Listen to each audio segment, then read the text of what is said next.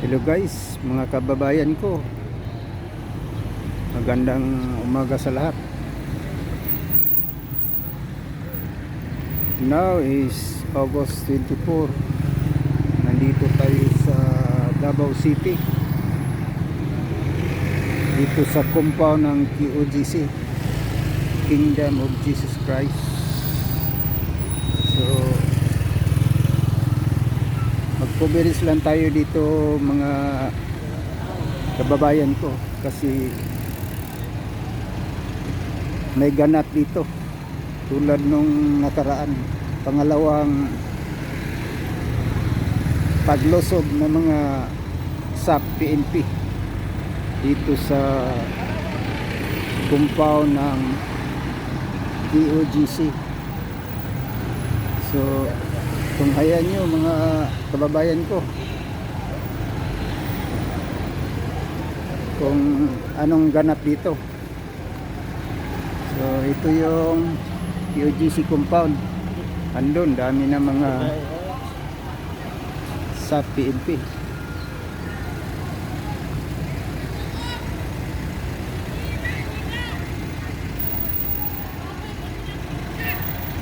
So, tingnan natin ang ganap dito mga kababayan ko kasi nilosob na naman sa pangalawang pagkakataon ang KOJC compound na kung saan hinahanap nila si Pastor Apollo Sico Buloy.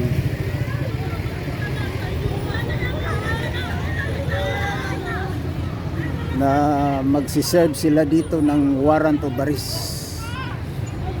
So tunghayan natin mga idol. Ito yun mga idol.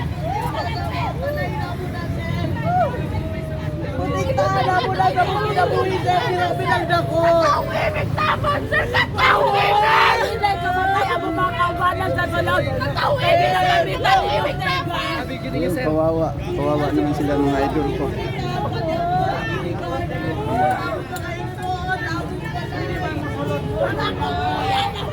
Tulad nung nakaraan mga idol,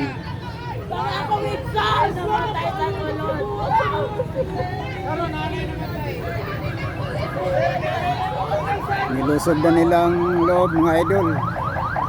Malay tayo pero sige, kaumpisab lang, pero yung mga SAP na nasa loob, yung iba ito mga reinforced force na lang ito mga idol. Saka baka payagan tayo makapasok sa loob, makapag-converse tayo kung ano ang naganap dito sa KOJC compound.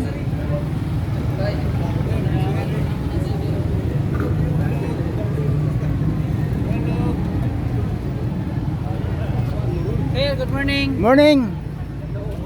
Shout out. Ayun mga idol.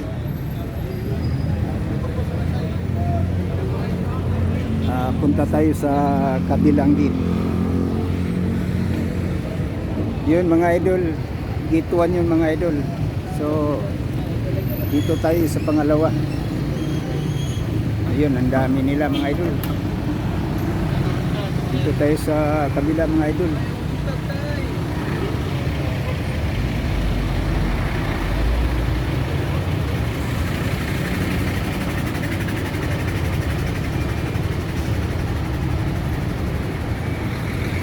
Nag-greet pala sila morning. Hindi man lahat, pero nakakasama dito kung anong order sa itaas. Siyempre, police, obey first before you complain. So sa kanila wala sila magawa. Nandoon ang command sa itaas. So pero may mga din, mga police na parang warsak na mananakit agad. So ito yung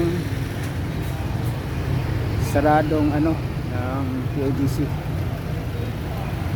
pader. Binasag ito nung nakaraan. So, pangalawang pagkakataon na ito. Pangalawang lusob ng PNP SAP.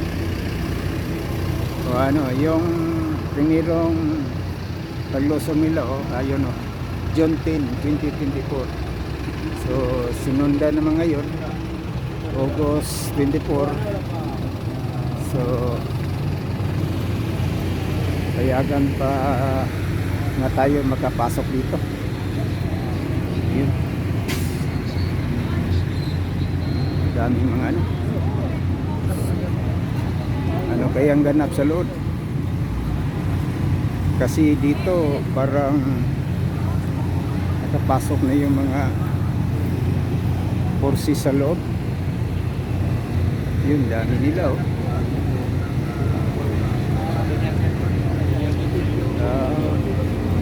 nakapasok na dahil sila sa loob, mga kabayan ko.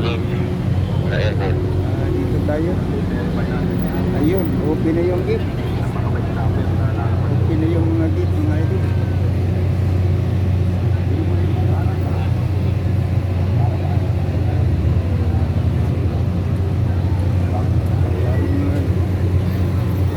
Dito.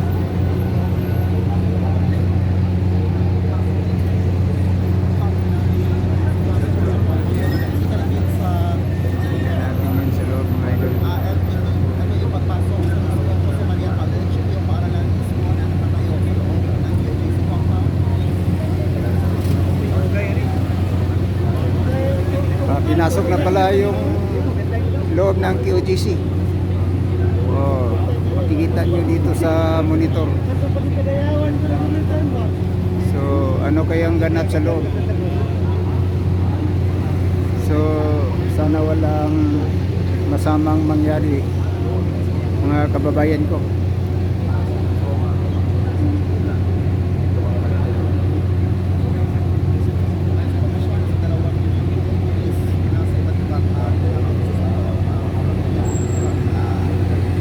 Ayun, dami pala mga forces sa loob.